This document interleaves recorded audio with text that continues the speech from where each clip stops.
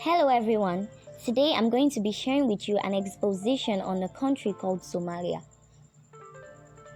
Somalia, easternmost country of Africa on the Horn of Africa. It extends from just south of the equator, northward to the Gulf of Aden, and occupies an important geopolitical position between sub-Saharan Africa and the countries of Arabia and southwestern Asia. The capital, Mogadishu, is located just north of the equator on the Indian Ocean. The head of government is the Prime Minister, who is Mohamed Hussein Roble, and the capital of this country is Mogadishu. The population of this country as at 2020 is 14,065,000, and the head of state is the President, Mohamed Abdullahi Mohamed. The form of government being practiced in this country is a federal republic kind of government with two legislative houses which form the House of the People and Upper House. The House of the People has 275 members and the Upper House has 54 members. Facts about Somalia. Somalia is a country of geographic extremes. The climate is mainly dry and hot, with landscapes of thorn bush savanna and semi-desert. And the inhabitants of Somalia have developed equally demanding economic survival strategies. Apart from a mountainous coastal zone in the north and several pronounced river valleys, most of the country is extremely flat with few natural barriers to restrict the mobility of the nomads and their livestock. The Somali people are clan-based Muslims, and about 3/5 follow a mobile way of life, pursuing nomadic pastoralism or agro-pastoralism.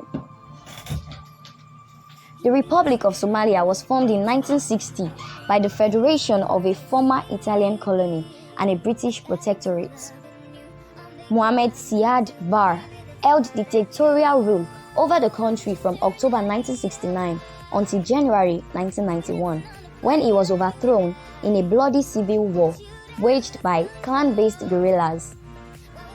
After Siad's fall from power, warfare continued and the country lacked an effective centralized government, problems that persisted into the 21st century. Moreover, a de facto government declared the formation of an independent Republic of Somaliland in the north in 1991. Similarly, in 1998, the autonomous region of Puntland, which is the Puntland state of Somalia, was self-proclaimed in the northeast. Somalia, Somaliland, and Puntland. The Republic of Somalia experienced fragmentation in the 1990s. The self-proclaimed Republic of Somaliland asserted its independence from Somalia in 1991, and the Puntland state of Somalia declared itself an autonomous region of Somalia in 1998. Neither is internationally recognized. Decades of civil hostilities have virtually destroyed Somalia's economy and infrastructure and split the country into areas under the rule of various entities. When Somalia's tenuous transitional administration handed power to a new government in 2019, the newly declared Federal Republic of Somalia had only limited control over the country. There was, however, hope that the new government will usher in a new era, one in which peace would be achieved and Somalis could focus on rebuilding their country. The Somaliland. Somalia is bound by the Gulf of Aden to the north, by the Indian Ocean to the east, by Kenya and Ethiopia to the west, and by Djibouti to the northwest. Somalia's western border was arbitrarily determined by colonial powers and divides the land traditionally occupied by the Somali people. As a result, Somali communities are also found in Djibouti, Ethiopia, and Kenya, and the border remains a source of dispute. Relief. The Somali Peninsula consists mainly of a tableland of young limestone and sandstone formations. In the extreme north, along the Gulf of Aden, is a narrow coastal plain called the Guban, which broadens northward towards the port of Berbera. This gives way inland to a maritime mountain range with a steep north-facing scarp. Near Sirgabo, also known as Erigavo, a mountain called Surut Kad reaches the highest elevation in the country about 7,900 feet, which is roughly 2,408 meters.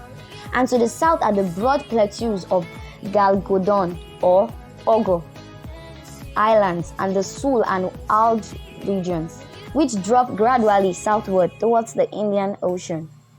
In southern Somalia, the crystalline bedrock outcrops to the south of Beid Abo, also known as Baidao, in the shape of granite formations called inselbergs.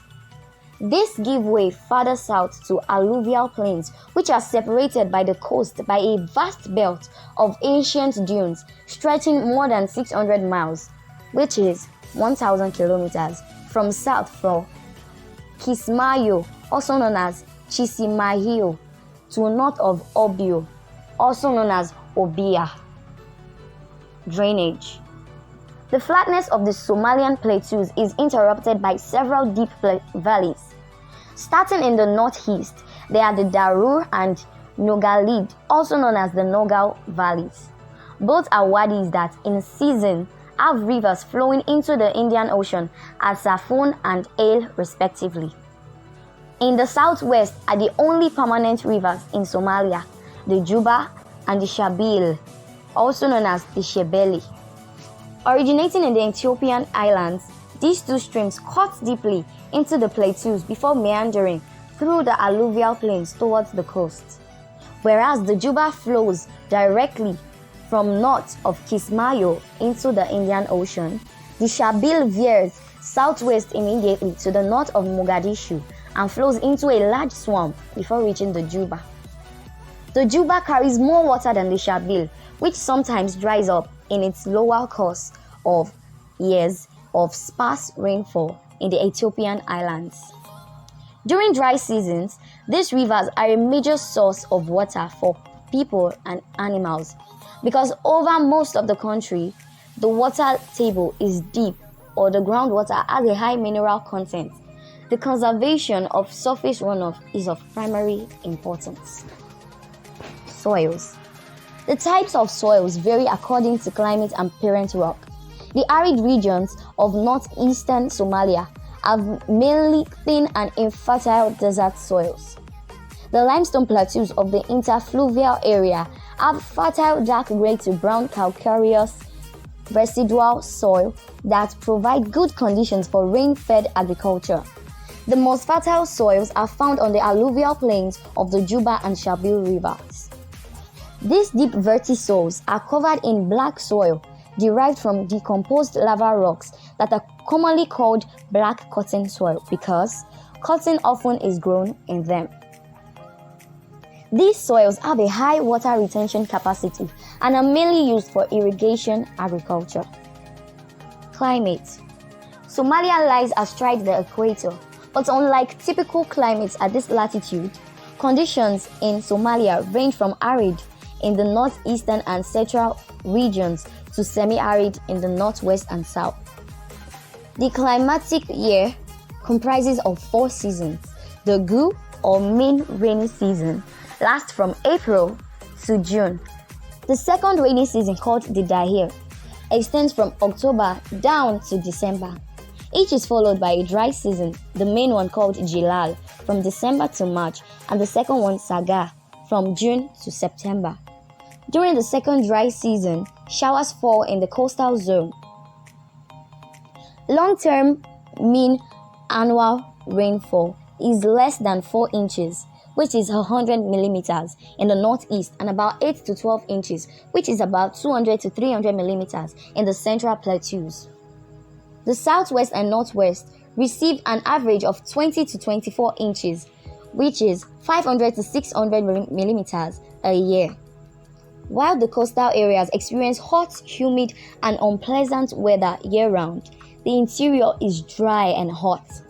Somalia has some of the highest mean annual temperatures in the world. At Berbera, on the northern coast, the afternoon high averages more than 100 degrees Fahrenheit, which is 38 degrees Celsius, from June through September. Temperature maxima are even higher inland. But along the coast of the Indian Ocean temperature are considerably lower because of a cold offshore current. The average afternoon high at Mogadishu, for example, ranges from the low 80s Fahrenheit, middle to upper 20s Celsius in July, to the low 90 degrees Fahrenheit, which is low 30 degrees Celsius in April. I hope I have been able to share these tips about Somalia with you guys, and I hope you guys keep it to heart and keep it memorized. Thanks for watching.